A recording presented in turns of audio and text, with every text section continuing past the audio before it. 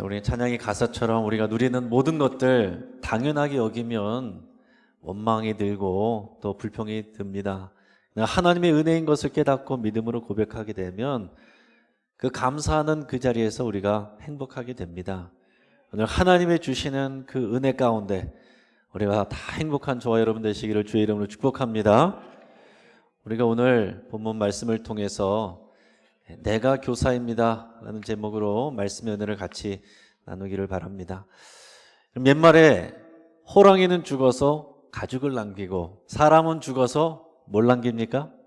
이름을 남긴다 그랬습니다. 그래서 사람들이 자기가 하는 일에 정말 업적을 남기고 최고가 되기를 원하고 거기서 가장 높은 자리에 앉기를 바랍니다. 어떤 사람들은 그런 노력은 안 하고 그냥 이름만 남기려고 하는 사람들이 있습니다. 이집트에 룩소로 신전이라고 3000년 된 유물이 있는데 거기 얼마 전에 어떤 중국인이 저런 낙서를 남겨놨다고 그랬습니다. 뭐라고 써 있겠습니까? 자기 이름 써서 딩징하오, 여기 왔다 가다. 이름은 남겼는데 전 세계에서 욕먹는 이름을 이렇게 남겼습니다. 심지어는 데이트 폭력하는 남성들 중에는 자기가 그 여성의 몸에 자기의 이름을 문신으로 새겨넣는 그런 사람까지도 있다고 합니다. 여러분, 이렇게 사람들이 자기 이름을 어떻게든 세상에 남기려고 하는데 우리 그리스도인들은 어떻습니까? 우리도 이름을 남기려고 살아야 됩니까? 그렇지 않습니다. 하나님의 자녀가 된 사람 그리스도인은 우리의 이름이 하늘의 생명책에 적혀 있습니다.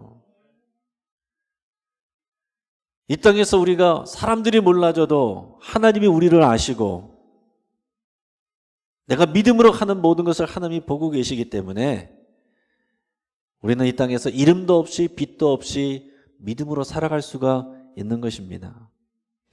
우리는 이름을 남기기 위해서 살아가는 것이 아니라 말씀에 근거하면 우리는 사람을 남기기 위해서 살아갑니다. 여러분, 이것을 꼭 마음에 새길 수 있길 바랍니다. 우리는 이름을 남기기 위해서 살아가는 존재가 아니라 사람을 남기기 위해서 살아가는 존재, 이것을 여러분 생각하시기 바랍니다. 세계사를 바꾼 49가지 실수라는 그런 책이 있어요. 역사 속에서 실수했던 그런 안타까운 일들을 다루고 있는데 그 중에 하나가 알렉산더 대왕에 대한 내용입니다. 세계사 속에서 대왕이라는 이름을 붙이는 사람이 몇 명 없는데 그 알렉산더 대왕이 짧은 세월을 살았지만은 많은 나라들을 제패했기 때문에 그에게 대왕이라고 이름을 붙입니다. 로마 제국을 일으킨 일리우스 카이사르도 그 알렉산더 대왕 그 동상 앞에서 그의 죽음을 안타까워하고 아쉬워하며 눈물을 흘렸다라는 그런 일화가 있습니다. 그런데 이 알렉산더 대왕이 그 엄청난 업적을 이루었는데 그가 이런 일을 이루을 수 있었던 그것은 그가 평상시에 이렇게 고백합니다. 아버지가 내게 생명을 주셨고 나의 스승님이 나에게 살아갈 지혜를 가르쳐 주셨습니다. 이런 고백을 했어요. 여러분, 그의 스승은 아리스토텔레스입니다. 아리스토텔레스는 또 소크라테스의 제자죠. 소크라테스는 아리스토텔레스를 남겼고 아리스토텔레스는 알렉산더 대왕을 남겼습니다. 자, 그런데 이 알렉산더 대왕은 한 가지 뭘 실수를 했느냐? 자기는 정작 사람을 남기지 못했다는 겁니다. 그러니까 이 테베 이 군대를 자기가 작은 기마대로 무찌르고 더 나가서 팔레스타인이 아니죠. 파키스탄, 페르시아를 무찌르고 이집트를 무찌르고 그 다음에 인도까지 정벌을 하러 가는데 그 가운데 그 길에서 열병에 걸려서 갑자기 죽게 됩니다. 그때 신하들이 귀에다 대고 물어봤습니다. 이 큰 제국을 누구에게 맡기시렵니까? 그러니까 이 알렉산더 대왕이 그때 뭐라고 얘기했냐면은 가장 강한 자에게 나의 제국을 맡기겠다. 그러고 죽었어요. 33살에 죽었습니다. 그 다음에 어떤 일이 일어났겠습니까? 서로가 내가 가장 강한 자라고 서로서 다투는 것입니다. 12년 만에 20명의 통치자들이 나와서 제국이 갈갈이 찢어지게 됐습니다. 역사학자들은 이때 알렉산더 대왕이 후계자를 잘 세워놨다면, 사람을 잘 세웠다면 유럽과 아시아를 잇는 그리스 제국이 500년 이상 튼튼하게 세워졌을 것이다, 이렇게 평가를 하고 있습니다. 여러분, 반면에 예수님을 보시기 바랍니다. 똑같이 33년을 이 땅 가운데 살다 가셨는데 예수님은 왕이 되시지 않았습니다. 왕국을 남기지 않았습니다. 뭘 남겼어요? 12명 제자 남겨놓고 가셨습니다. 그 12명의 제자 중에 한 명은 또 실수했잖아요. 예수님을 배신하고 배반했잖아요. 그리고 나중에 이제 마띠아라는 제자를 채우는데 그 제자는 이제 다른 제자들이 세웠습니다. 12명의 제자 이름 한번 얘기해 볼까요? 잘 기억 안 나시죠? 이럴 때라도 한번 이름이라도 불러보겠습니다. 같이 읽겠습니다. 시작. 12사도의 이름은 이러하니 베드로라 하는 시몬을 비롯하여 그의 형제 안드레와 세베대 아들 야고보와 그의 형제 요한, 빌립과 바돌로메, 도마와 세리 마테, 알페의 아들 야고보와 다데오, 가나안인 시몬 및 가룟 유다 곧 예수를 판 자라. 아멘. 차이 몇 명 되지 않는 제자들 남기셨는데, 여러분, 이 중에서 요한 빼놓고는 다 선교하다가 죽었습니다. 순교했습니다. 그래도 성경에, 정경에 들어가는 글이라도 남긴 사람은 베드로, 요한, 마태 정도밖에 없어요. 나머지 사람은 어디서 뭐랬는지 정확하게 알 수 없는 전설로만 남겨오는 그런 삶을 살았습니다. 그러니까 여러분, 당대의 역사를 통해서 상황 속에서 비교한다면 알렉산더 대왕하고 예수님하고 비교가 되지도 않는 거예요. 알렉산더 대왕은 거대한 제국을 만들었습니다. 예수님은 십자가에서 죽으셨어요. 알렉산더 대왕은 자기 이름을 크게 남겼습니다. 예수님은 제자들, 사람을 남겼습니다. 그런데 어떻게 됐습니까? 알렉산더 대왕은 이름만 남았어요. 그러나 예수님이 남기신 사람들을 통해서 또 선교가 일어나고 지금 저와 여러분들이 오늘 이 자리에 앉아 있습니다. 지금도 세계 곳곳에 왕성하게 이 복음이 전해지고 하나님의 나라가 세워지고 있다는 거죠. 여러분이 역사를 통해서, 하나님의 말씀을 통해서 이것을 우리가 배울 수 있어야 됩니다. 그러니까 우리는 사람을 남기는 삶을 살아야 된다는 거예요. 그게 하나님의 마음이고 하나님의 뜻이라는 것입니다. 그냥 사람이 아니라 주님의 제자로 세우는 일에 우리가 쓰임받아야 됩니다. 그게 우리 사명이어야 돼요. 여러분, 이 귀한 비밀을 꼭 깨달을 수 있길 바랍니다. 오늘 본문이 요한복음 17장은 예수님의 대제사장적인 기도문이라고 이렇게 알려져 있습니다. 또 예수님께서 돌아가시기 전에, 십자가에 달려 죽으시기 전에 이 기도를 했기 때문에 예수님의 고별설교 기도문이라고도 이렇게 불리기도 합니다. 그러니까 여러분, 죽기 전에 우리가 유서를 남기는 것처럼 하나님 앞에 기도할 때 가장 간절한 말로 핵심적인 기도를 했겠죠. 예수님이 뭐라고 기도하셨을까? 무엇을 위해서 기도하셨을까? 요한복음 17장 전체가 예수님의 기도문이에요. 궁금하시죠? 궁금해야 돼요. 궁금하지 않았어도 궁금하셔야 돼요. 관심을 가지셔야 돼요. 이게 우리 인생의 진리고 핵심이고 믿음의 중심이기 때문에 예수님께서 가장 중심으로 죽음을 앞두고 하셨던 이 기도가 우리 삶의 길을 보여주는 것이고 우리 삶의 이정표가 되어야 된다는 것입니다. 자, 세 가지를 기도하셨는데 첫째는 자기 자신을 위해서 기도하십니다. 17장, 요한복음 17장 2절 3절 말씀을 같이 한번 읽어보겠습니다. 자, 시작. 아버지께서 아들에게 주신 모든 사람들에게 영생을 주게 하시려고 만민을 다스리는 권세를 아들에게 주셨음이로소이다. 영생은 곧 유일하신 참 하나님과 그가 보내신 자 예수 그리스도를 아는 것이니라. 아멘. 저 말씀을 보십시오. 2절에서 보면 자기 자신을 위해서 기도하는데 뭐라고 기도하냐? 아버지가 나에게 맡겨주신 그 사람들을 위해서 기도하고 있어요. 그 사람들을 위해서, 그 사람들에게 영생 주라고 나에게 권세 주셨으니 하나님, 내가 이를 감당하게 해주십시오. 그 기도하는 거예요. 자기 자신을 위해서 기도하지만 자기 자신이 왜 왔느냐? 하나님이 나에게 보내주신 그 사람들에게 영생 주라고 내가 이 땅에 왔다라고 고백하고 있는 것입니다. 근데 영생은 그냥 교회 등록하고 세례받았다고 해서 영생 받는 게 아니고, 영생은 뭐라고 그랬습니까? 하나님께서 또 보내신 그 예수 그리스도를 아는 것입니다 이랬어요. 여러분, 이 생명의 비밀은 하나님을 알아가고 사랑하고 인격적인 관계를 맺고 그 삶을 따라가는 것이에요. 그분을 닮아가는 것입니다. 교회 다니는 것으로 끝나는 게 아니에요. 교회 밖에서 오히려 더 예수님을 따라가고 닮아가고 그분이 원하시는 일들을 하는 것, 이게 영생이에요. 그분을 알아가는 것입니다. 이것을 위해서 예수님이 오셨다. 다시 말해서 사람들에게 이 영생을 주기 위해서 내가 왔다라고 말씀하고 계신 겁니다. 두 번째 기도는 제자들을 위해서 기도하셨어요. 여러분, 이것이 하나님이 하시는 역사의 영적인 원리입니다. 하나님은 사람을 통해서 일하세요.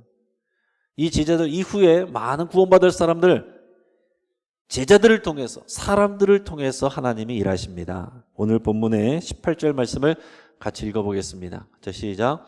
아버지께서 나를 세상에 보내신 것 같이 나도 그들을 세상에 보내었고. 아멘. 자, 이걸 보십시오. 하나님은 우리에게 영생 주시기 위해서 예수님을 보내셨어요. 예수님은 제자를 보냈습니다. 이게 하나님이 하시는 일이에요. 예수님은 제자들을 위해서 기도하는 거예요. 제자들을 남기기 위해서 사역하셨습니다. 이 예수님을 우리가 제자로서 따라가야 되는 거예요. 그렇다면 우리는 우리 마음에 사람이 있어야 되고 그 사람을 제자로 세우는 일이 우리 마음의 중심이 있어야 된다는 얘기입니다. 오늘 말씀을 들으면서 여러분 깨닫기를 바라시고 그 마음에 뜨거워짐이 있기를 바랍니다. 여러분, 알렉산더처럼 많은 것을 업적을 세우고 이름을 높여도 사람을 세우지 않으면 다 무너지는 거예요. 교회도 마찬가지입니다. 우리가 많은 일들을 하고 그리고 교회 건물을 크게 세워도 사람 없으면 아무것도 아닙니다. 사람 세우지 않으면은 남는 게 없는 거예요. 교회는 사람입니다. 사람을 세워야 되고 사람을 귀하게 여기고 사람을 제자로 키우는 일에 우리가 영향을 맞춰야 됩니다. 이게 주님의 일이에요. 그래서 제자는 단지 배우는 사람이 아니라 주님을 따라가는 사람이며 주님이 보내신 바 되어 그 보내신 일을 하는 사람입니다. 그래서 세 번째 기도는 뭐냐면 그 제자들을 통해서 또 구원받아 또 제자가 되고 교회가 되는 사람들을 위해서, 그러니까 저와 여러분들을 위해서 기도하시는 거예요. 오늘 본문의 20절 말씀을 같이 읽어보겠습니다. 같이 시작. 내가 비옵는 것은 이 사람들만 위함이 아니요 또 그들의 말로 말미암아 나를 믿는 사람들도 위함이니. 아멘. 내가 제자들만 기도하는 것이 아니라 그들을 통해서 또 제자가 될 사람들, 그들을 통해서 교회되는 사람들을 위해서 기도합니다. 그들이 하나 되게 하시옵소서. 사랑으로 하나 되게 하시옵소서. 교회는 사랑으로 하나 되어야 된다라고 기도하고 계시는 겁니다.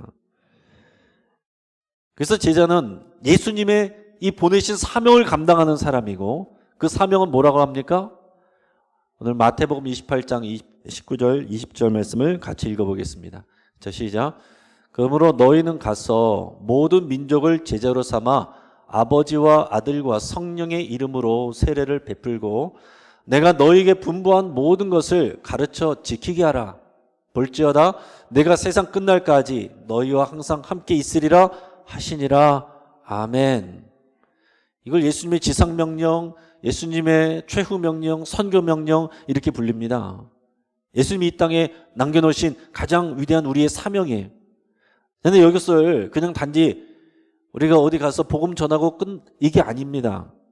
오늘 아까 붉은 글씨에 나왔던 것이 뭡니까? 내가 너에게 분부한 모든 것을 가르쳐 지키게 하라. 그냥 전하고 돌아다니면서 전하고 지나가면서 전하는 것이 아니고 하나님의 명령은 같이 머물러 살면서 가르치고 지켜 살도록 돕고 힘을 주고 이끌어주는 것까지를 말하는 것입니다. 그냥 전하는 것은 전도자라고 할 수 있겠죠. 가르치는 사람은 강사라고 할 수 있겠죠. 그러나 가르쳐서 지키도록 이끌어주는 사람을 교사라고 하는 것입니다. 그렇기 때문에 모든 사람을 제자 삼으라. 가르쳐 지키게 하라. 그것은 다른 말로 하면 그 제자라는 말은 교사가 되는 것입니다. 교사의 다른 이름은 제자고, 제자가 교사고, 교사가 제자예요. 오늘 이것을 우리가 기억할 수 있기 바랍니다. 오늘 주일이 우리가 교사 주일로 기념하 예배드리지만 우리 교단 총회에서는 사실 지금 5월 셋째 주는 청년 주일로 이렇게 정해놨어요. 5월 한 달은 가정의 달로 해서 어린이 주일, 어버이 주일, 그 다음에 청년 주일로 이렇게 되어 있습니다. 그리고 교사 주일은 지금 7월 둘째 주일로 되어 있어요. 그러나 우리가 전례적으로 스승의 날이 가깝고 정서적으로 이렇게 해왔기 때문에 우리가 오늘을 교사 주일로 기념을 해서 우리가 기념하고 예배하고 있습니다. 근데 여러분, 이 말씀 가운데서 여러분 깨달으셔야 될 것은 뭡니까? 지금 이것은 교회학교 교사분들만의 얘기가 아니라는 거죠.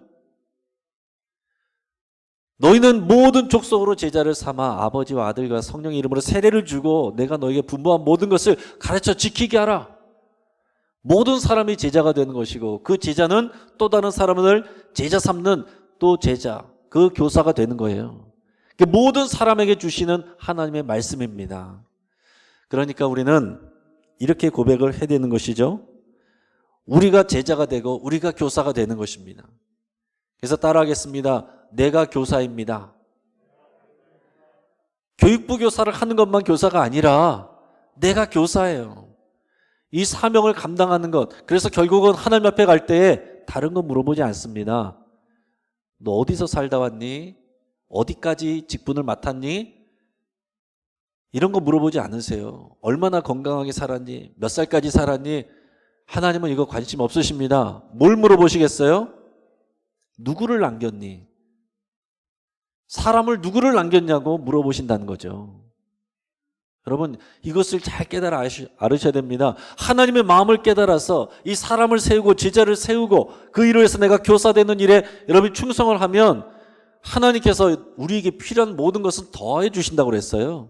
더하여 주실 것들을 바라보면서 추구하면서 이름 세우고 성공하려고 사는 사람들은 하나님을 이해하지 못하는 것입니다. 굉장히 중요한 영적인 원리이기 때문에 이 중심을 깨달으면, 하나님의 마음을 우리 마음에 품으면, 그리고 여기에 순종하고 실천하면 사람을 세우고 제자를 세우고 그 일을 해서 내가 교사가 되기로 여러분 결단하는 분들은 하나님께서 복을 주시고 행복을 쫓아가는 사람이 아니라 행복이 쫓아다니는 사람이 되는 것입니다. 그런데 이 지상 최대의 명령, 이 선교 명령이 있기 전에 구약에서 하나님께서 주신 귀한 명령, 복된 명령이 있어요. 지금까지도 이 유대인들은 이 명령만 알고 지상 명령은 모릅니다. 그 명령은 뭐냐? 그것은 쉐마 명령입니다. 쉐마 명령, 우리 신명기 6장 4절에서 9절까지 말씀을 같이 읽어보겠습니다. 저 시작. 이스라엘아 들으라. 우리 하나님 여호와는 오직 유일한 여호와시니 너는 마음을 다하고 뜻을 다하고 힘을 다하여 내 하나님 여호와를 사랑하라. 오늘 내가 네게 명하는 이 말씀을 너는 마음에 새기고 네 자녀에게 부지런히 가르치며 집에 앉았을 때든지 길을 갈 때든지 누워있을 때든지 일어날 때든지 이 말씀을 강론할 것이며 너는 또 그것을 내 손목에 매어 기호를 삼으며 내 미간에 붙여 표로 삼고 또 내 집 문설주와 바깥문에 기록할지니라. 아멘.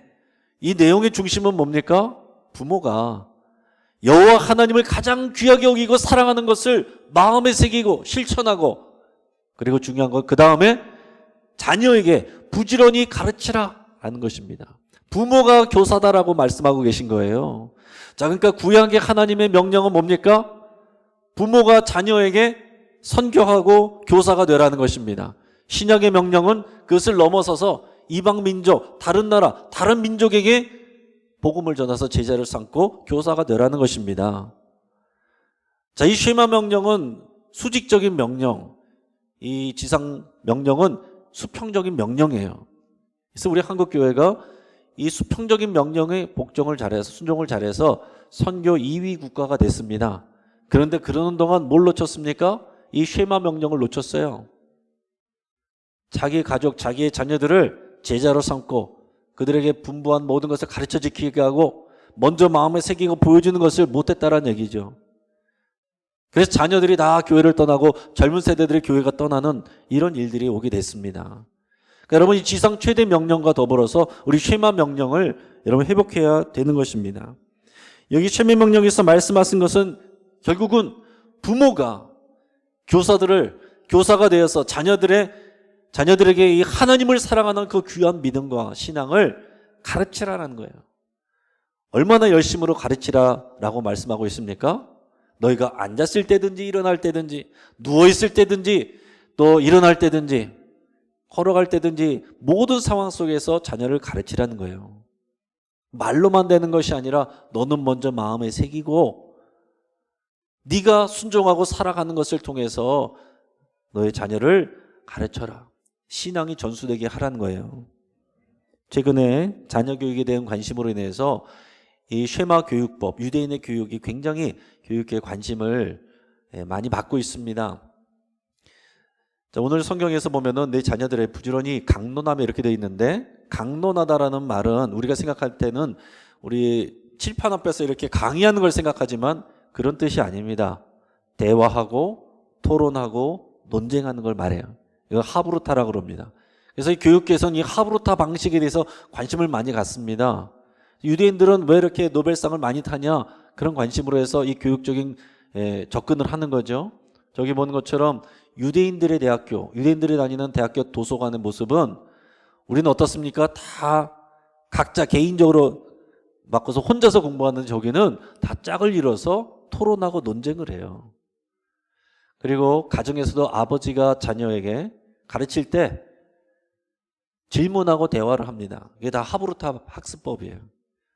그러니까 이 교육계에서 이것을 관심을 갖는데 교육 방법에만 관심을 가져요. 각 교회에서도 이 하브루타 학습법, 쉐마 교육 관심을 갖는데, 근데 그 관심의 중심은 사실 뭐여야 되는 겁니까? 부모가 먼저 하나님을 사랑하고 그것을 가르치는 건데, 많은 경우에는 내 자녀 좀 똑똑하게 키우고자 하는 그런 마음으로 접근하는 경우가 많아요. 저도 이제 교회에서 이제 토요일마다 쉐마 학교에 참여했습니다. 자녀하고 같이 참여를 했는데 쉽지가 않아요. 그리고 이제 어린 자녀들 데리고 온 가정부터 이제 다양한 이제 가정들이 이제 모여서 하는데, 보면은 매주일 꼭 몇 가정은 싸워요. 싸우고 있습니다. 아빠는 막 화를 내고 있고 애들은 삐져서 막 이러고 있고 그러는 거예요. 그게 왜 안 되냐? 부모님이 이게 준비가 안 돼 있는 것입니다. 사실은 준비가 안 돼 있는 거예요. 그러니까 부모 마음은 우리는 빨리빨리 정답을 얘기하게 하고 싶은 겁니다. 그 대화하면서 이게 자연스럽게 말이 주고받아야 되는데, 그러려면은 먼저 경청을 해줘야 되거든요. 자녀의 말을 들어주고 존중해줘야 되는데 그게 안 되는 거예요. 빨리 이거 하라고 이렇게 그런 마음으로 접근하니까 잘 안 되는 경우가 많습니다. 근데 우리 부모 세대가 그런 교육을 받으면서 살아왔잖아요. 우리가 학교에서 착한 학생은 어떤 학생입니까? 조용히 말 안 하고 선생님 말씀 잘 듣는 학생이 착한 학생이거든요. 우리 한국 교육이 그렇게 되어 왔어요. 말을 하지 않습니다. 질문하지 않아요. 선생님 말씀을 잘 듣는 사람이 착한 학생이고 칭찬을 받았습니다. 그렇게 컸으니까 대화하는 법을 모르고 질문에 답을 할 줄 몰라요. 그래서 어른이 돼서 누군가에게 뭘 얘기를 하려고 그러는데 질문을 하거나 여기에 다른 의견을 말하면 받아들이지 못하는 것입니다. 당황하고 화를 내는 거예요. 나를 공격한다라고 여기고 기분 나빠하는 것입니다. 학교에서도 그렇고 회사에서도 그렇고 교회에서도 마찬가지입니다. 대화를 하고 토론을 해야 되는데 할 줄을 몰라요. 싸웁니다. 나와 다른 얘기를 하면 싸우는 거예요. 다른 사람 말하는데 경청해 줘야 되는데 말을 싹둑 자르고 무조건 내 말 들으라고 하는 이런 일들 때문에 가정과 교회와 직장에서 다툼들이 일어나게 되는 것입니다. 부모가 먼저 좋은 교사가 돼야 되는데 훈계만 갖고 되는 게 아니다라는 거죠. 내가 먼저 말씀을 마음에 새기고 이 대화를 통해서 질문과 대답을 하는 이 오가는 것이 돼야 되는데, 그러기 위해서는 경청해 주는 게 먼저 필요하다는 거죠. 경청 훈련이 안 돼 있습니다. 그래서 부모님들이 제일 힘들어하는 게 뭡니까? 자녀들이 말을 안 들어요. 부모의 말을 안 들어요. 이렇게 얘기합니다. 근데 여러분, 자녀에게 가서 물어보세요. 왜 말을 안 듣나? 부모들은 자녀들이 내 말을 안 듣는다고 생각하지만 자녀들에게 물어보시면 분명히 이렇게 얘기할 겁니다. 엄마 아빠가 내 말을 안 들어줘요. 엄마 아빠 하고 싶은 말만 해요. 말을 안 하는 것입니다. 대화가 끊어져요. 어릴 때는 들어요. 그런데 사춘기가 되면 마음이 다치고 귀가 다치고 방문이 다칩니다. 사춘기 때 방문 다치는 거 여러분 너무 노엽게 생각하지 마시고 지나가는 당연한 때이니까 그를 존중하고 기다려 주셔야 돼요. 거기다 대고 막 화를 내고 노엽게 하면 안 된다는 거죠. 자, 그런데 사춘기가 지났는데도 여전히 방문이 닫혀 있고 귀가 닫혀 있고 마음이 닫혀 있으면 자녀의 문제가 아니고 부모의 문제예요.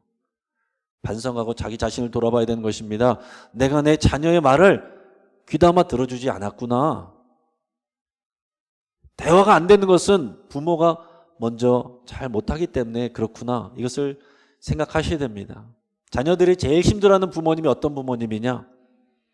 자녀들의 말을 들어주지 않고 본인이 생각하는 것만 계속 강요하면서 말하는 그런 부모님을 제일 힘들어하고 싫어해요.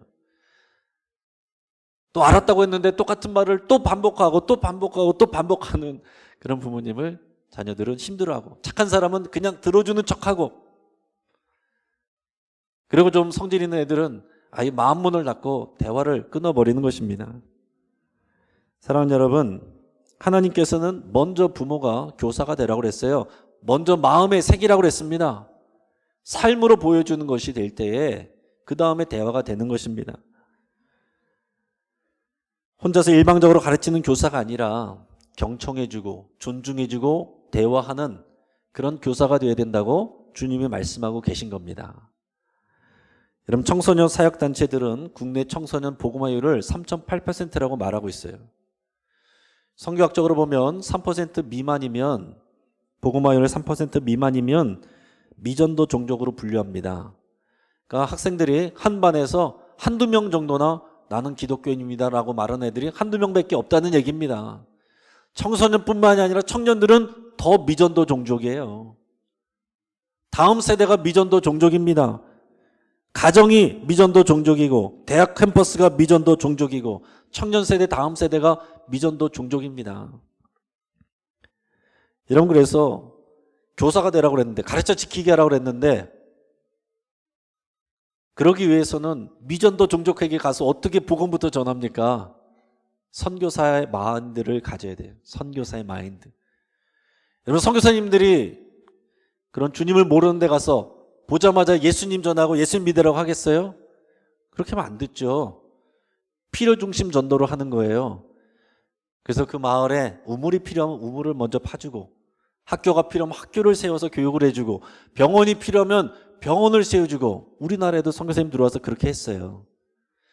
그래서 신뢰를, 관계를 맺을 때에 그래서 교사로서 주의 말씀을 가르칠 수가 있게 되는 것입니다. 여러분, 가정에서 자녀들, 믿지 않는 가족들을 향해서 나갈 때 여러분들이 선교사라는 생각을 하세요. 대화가 안 통하면 선교사의 마인드로 나가셔야 되는 거예요. 선교사처럼 그들의 눈에 맞춰주고 그들의 언어로 다가가서 먼저 많이 들어주고 경청해주고 용납해주고, 그래서 신뢰관계가 돼야 돼요. 그래야 하나님을 사랑하는 그것을, 그 말씀을 삶으로 보여주고 말로 가르쳐서 지킬 수 있도록 도와줄 수가 있게 되는 것입니다. 오늘 부모님들만의 일이 아니에요. 우리가 만나는 모든 사람들, 오늘 교회 밖에서 만나는 모든 사람들, 가정 밖에서 만나는 모든 사람들에게도 우리는 그 일을 하라고 주님이 명령하신 것입니다. 구약 성경에서 쉐마 명령에서 너의 자녀들에게, 가정에서, 그리고 신약 성경에서는 내 모든 이웃들에게, 이방 민족까지 모든 족속으로 제자를 삼고 내가 너에게 분부한 모든 것을 가르쳐 지키게 하라, 이 명령 주신 것입니다. 그래서 우리 모두가 선교사가 되고 교사가 되는 것이에요. 자, 이제 말씀을 정리하겠습니다. 여러분, 교회학교가 부흥해야 됩니다.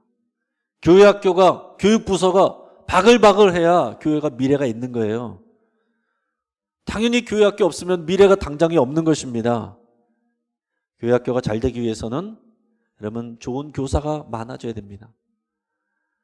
여러분, 우리 교회학교가 잘 되길 바라고 우리 교회가 미래가 있기를 원한다면 여러분, 좋은 교사가 되시길 바라고 자원하시길 바랍니다. 지금 우리 교회는 제가 들어보니까 어린이 부서가 특히 이제 젊은 남자 교사분들이 많이 부족하대요.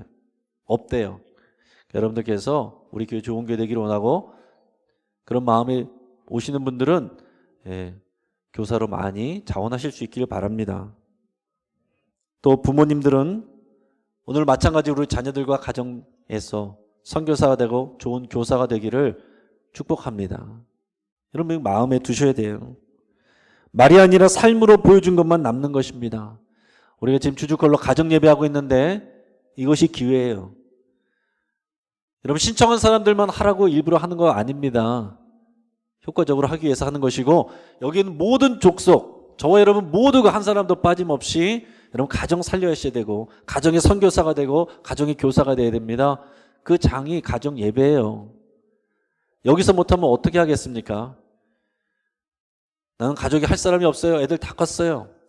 남편이랑 또 아내랑 하시고 그것도 안 되시면 혼자 하세요. 아니면 구역원들이랑 하십시오. 아니면 전도할 사람들 불러서라도 같이 하세요. 어떻게든지 하여서 여러분이 가정을 예배 가운데 교회로 살릴 때 가정이 교회가 돼야 교회가 건강하게 세워집니다. 가정의 사람들을 우리 가족들을 주의 제자로 남겨야 되는 거 아니겠습니까? 더 나아가서는 우리 교회 모든 어른들을 위해서 기도합니다. 또 여러분들에게 권면합니다. 여러분 나는 교회학교 교사도 아니에요. 나는 이제 나이 들어서 다 은퇴했어요. 상관이 없어요. 여러분 우리가 교회에서 어른으로서 믿음으로 살아가는 모습을 보여주는 것 자체가 여러분이 교사로 사명을 감당하는 것입니다. 여러분 교회에서 왜 젊은 세대들이 다 빠져나가겠어요? 어른들에게 실망해서 빠져나가는 것입니다. 여러분 젊은이들은 어린이들은 어른들이 하는 것을 보고서 배우는 거예요. 말로 배웠는데 어른들의 모습은 다르면 그 괴리를 느끼면 교회 떠나는 거예요. 가짜구나. 그런 내가 본받고 싶은 그런 신앙의 모본이 어른들에게서 보이면 교회에 남게 되는 것입니다. 그러니까 여러분 우리 삶을 내가 교사로서 이 마인드를 가지고 말하고 행동할 때 항상 여러분 자기 자신을 절제하셔야 돼요.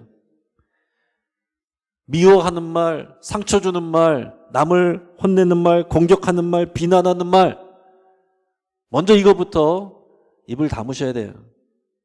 내가 그것을 벌리는 순간 누군가는 나를 보고서 실망하고 교회를 떠날 수 있다는 거. 사람을 남겨냈는데 나도 모르는 사이에 나를 통해서 사람이 떠나간다.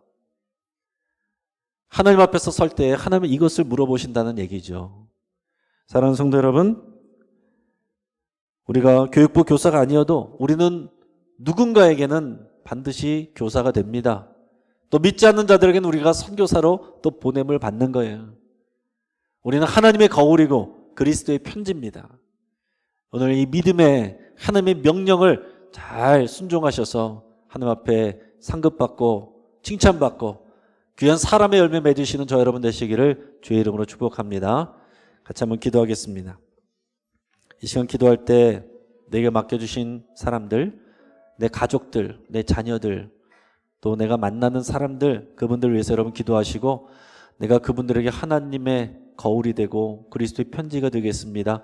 그들에게 선교사처럼 다가가고 그들에게 교사가 되겠습니다. 여러분 이 마음으로 여러분 이 시간 결단하고 함께 기도하겠습니다. 할렐루야. 하나님 아버지 감사를 드립니다. 하나님 내가 만난 모든 사람들에게 하나님의 거울이 되면 그리스도의 편지가 되게 해 주시옵소서. 하나님 우리 가정에 또 우리 이웃에게 우리가 선교사가 되며 교사가 되게 해 주옵소서. 하나님을 사랑하는 그 마음과 그 믿음을 내가 마음에 새기고 또 하나님 주님께서 우리에게 말씀하신 분부하신 모든 것을 가르쳐 지키게 하여 주옵소서. 부족하고 연약한 부분들 다 내려놓고 우리가 변화되게 하셔서 내가 변화될 때 가정이 변화되고 교회가 변화되고 직장이 변화된 줄 믿사오니 그 일이 있게 하여 주옵소서.